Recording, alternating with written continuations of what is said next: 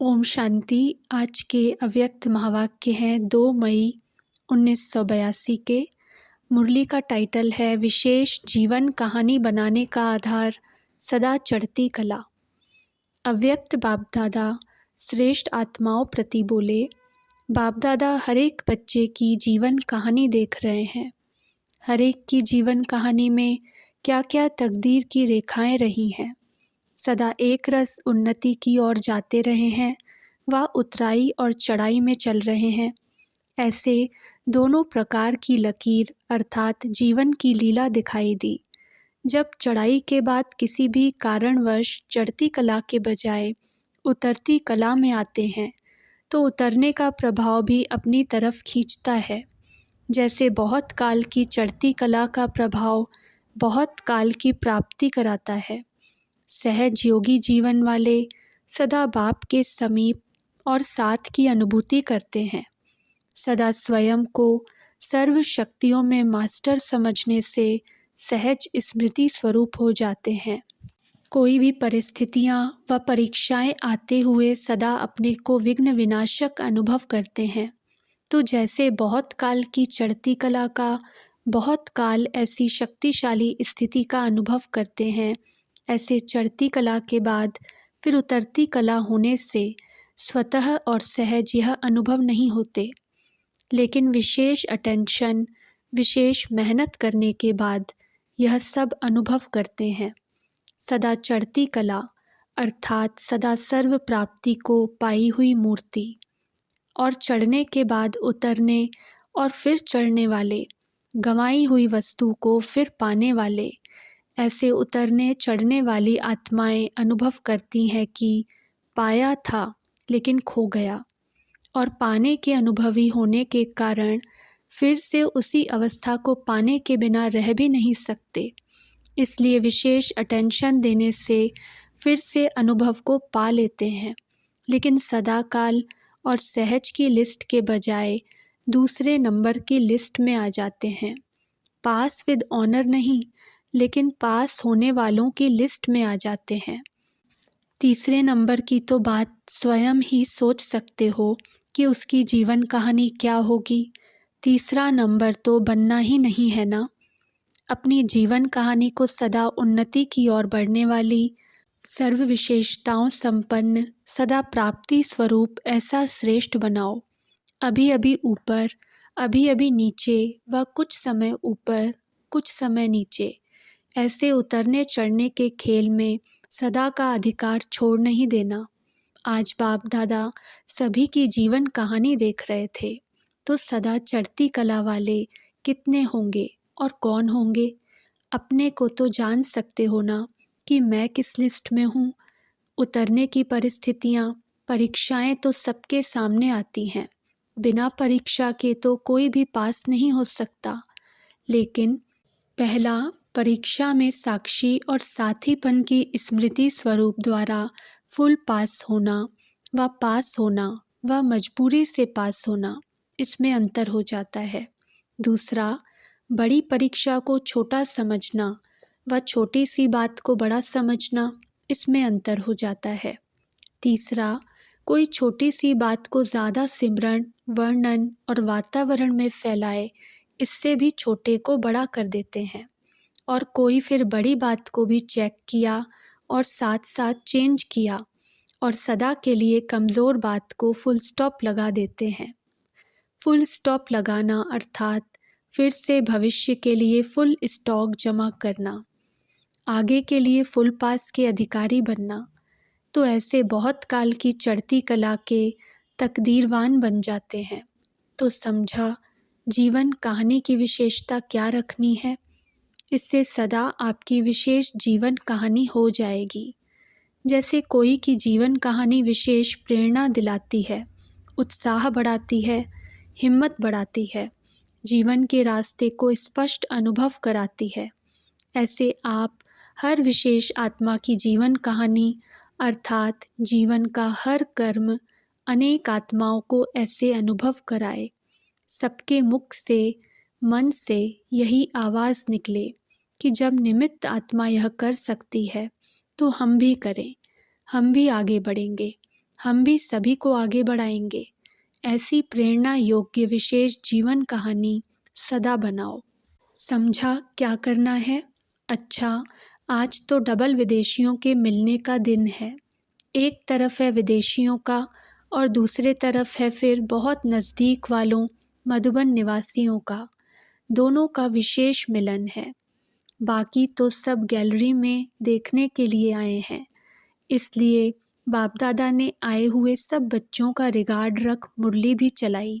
अच्छा, सदा मिलन सीज़न के सार को जीवन में लाने वाले विशेष इशारों को अपने जीवन का सदा काल का वरदान समझ वरदानी मूर्त बनने वाले, सुनना अर्थात बनना, मिलना अर्थात समान बनना, इसी स्लोगन को सदा स्मृति स्वरूप में लाने वाले, स्नेह का रिटर्न सदा निर्विघ्न बनाने का सहयोग देने वाले, सदा अनुभवी मूर्त बन सर्व में अनुभवों की विशेषता भरने वाले, ऐसे सदा बाप समान संपन्न श्रेष्ठ आत्माओं को बाप दादा का याद प्यार और नमस्ते।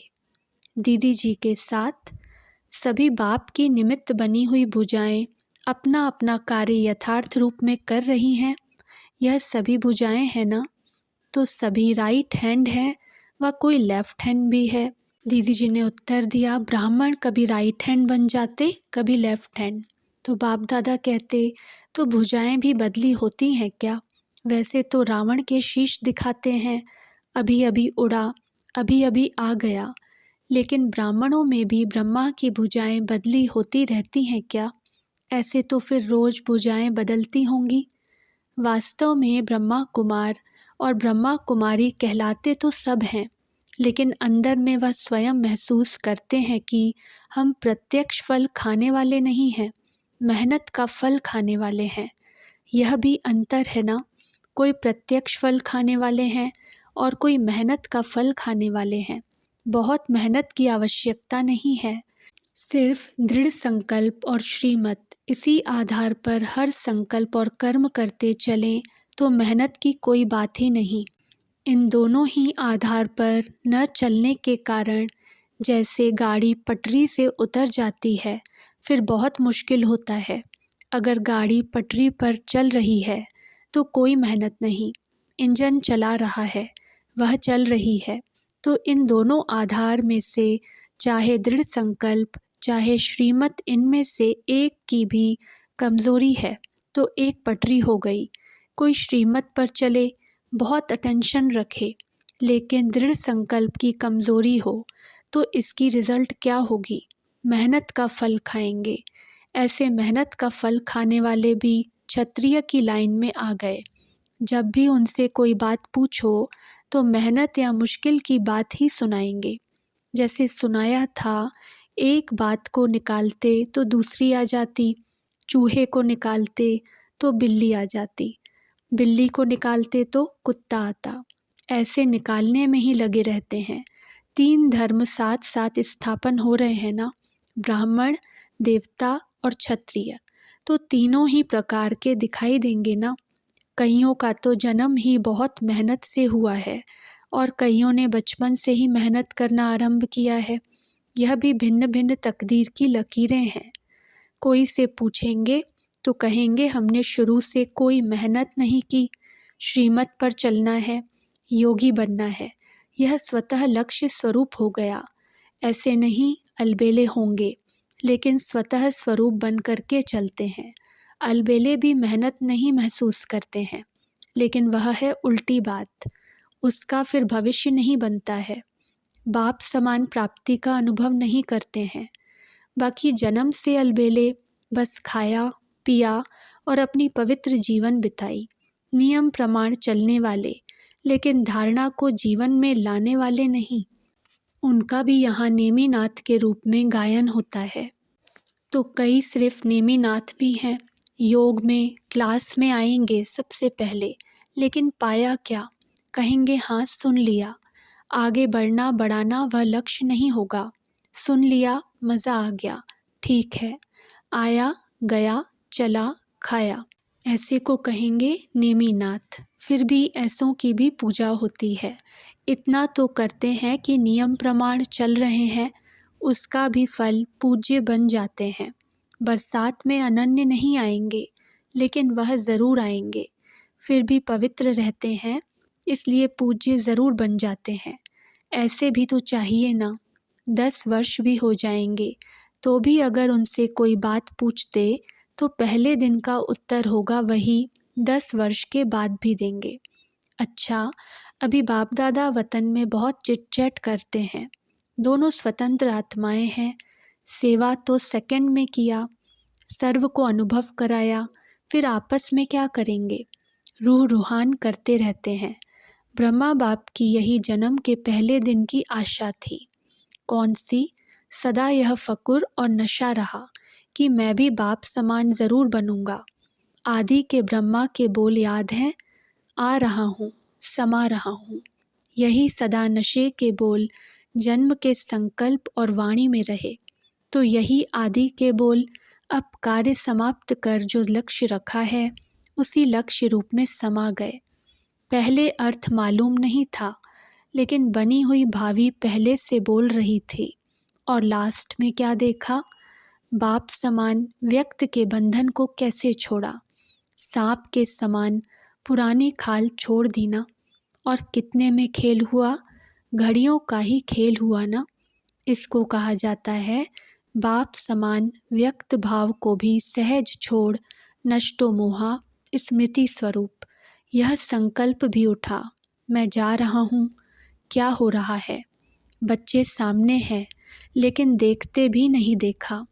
सिर्फ लाइट माइट समानता की दृष्टि देते उड़ता पंछी उड़ गया। ऐसे ही अनुभव किया ना, कितनी सहज उड़ान हुई। जो देखने वाले देखते रहे और उड़ने वाला उड़ गया। इसको कहा जाता है आदि में यही बोल और अंत में वह स्वरूप हो गया। ऐसे ही फॉलो फादर। अच्छा, डबल विदेशियों के साथ सभी स्नेही और सहयोगी आत्माएं होना। स्नेह के कारण बाप को पहचाना और सहयोगी आत्मा हो गए, तो स्नेही और सहयोगी हो। सेवा का उमंग उत्साह सदा रहना है, लेकिन बाकी क्या रह गया? स्नेही सहयोगी के साथ सदा शक्ति स्वरूप।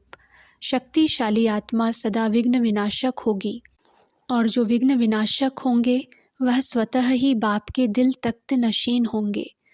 तख्त से नीचे लाने वाली है ही माया का कोई न कोई विघ्न। तो जब माया ही नहीं आएगी तो फिर सदा तख्त नशीन रहेंगे। उसके लिए सदा अपने को कंबाइंड समझो। हर कर्म में भिन्न भिन्न संबंध से साथ का अनुभव करो, तो सदा साथ में रहेंगे, सदा शक्तिशाली भी रहेंगे और सदा अपने को रमणीक भी अनुभव करेंगे। किसी भी प्रकार का अकेलापन नहीं महसूस करेंगे, क्योंकि भिन्न भिन्न संबंध के साथ रहने वाले सदा रमणीक और खुशी का अनुभव करते हैं। वैसे भी जब सदा एक ही बात होती है, एक ही बात रोज रोज सुनो व करो, तो दिल उदास हो जाती है। तो यहाँ भी बाप के साथ भिन्न भिन्न संबंधों का अनुभव करने से सदा उमंग उत्साह बना रहेगा। सिर्फ बाप है, मैं बच्चा हूँ, यह नहीं। भिन्न भिन्न संबंध का अनुभव करो। तो जैसे मधुबन में आने से ही अपने को मनोरंजन में अनुभव करते हो और साथ का अनुभव करते हो, ऐसे ही अनुभव करेंगे कि पता नहीं दिन से रात, रात से दिन कैसे हुआ। वैसे भी विदेशी लोग चेंज पसंद करते हैं, तो यहाँ भी एक द्वारा भिन्न भिन्न अनुभव करने का बहुत अच्छा चांस है। महावीर की विशेषता, सदा एक बाप, दूसरा न कोई। सदा अपने को महावीर समझते हो। महावीर की विशेषता, एक राम के सिवाय और कोई याद नहीं। तो सदा एक बाप, दूसरा न कोई, ऐसी स्मृति में रहने वाले सदा महावीर। सदा विजय का तिलक लगा हुआ हो। जब एक बाप, दूसरा न कोई, तो अविनाशी तिलक रहेगा। संसार ही बाप बन गया। संसार में व्यक्ति और वस्तु ही होती तो सर्व संबंध बाप से, तो व्यक्ति आ गए और वस्तु, वह भी सर्व प्राप्ति बाप से हो गई। सुख शांति ज्ञान आनंद प्रेम सर्व प्राप्तियां हो गईं। जब कुछ रहा ही नहीं तो बुद्धि और कहाँ जाएगी? कैसे? अच्छा, ओम शांति।